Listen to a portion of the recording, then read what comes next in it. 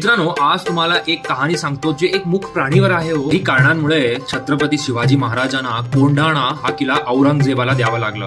त्याचा जो किल्लेदार होता तो एक राजपूत होता ज्याचं नाव उदयभान राठोर हा असा होता. आता सगळ्यांना हा प्रश्न पडला की कोंढाणासारखी एवढा विशाल किल्ला चढणार तरी कसं. दिवस गेले, हा विचार पडत की कोंढाणासारखी एवढा विशाल किल्ला चढणार तरी कसं. मग एक डोक्यात विचार आला.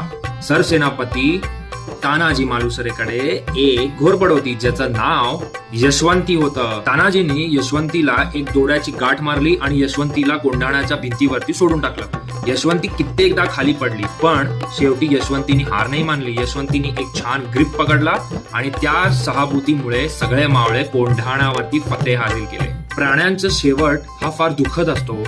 कोंढाण्याच्या या युद्धात यशवंती मारली गेली, पण यशवंतीला अजूनही लोक विसरले नाहीत.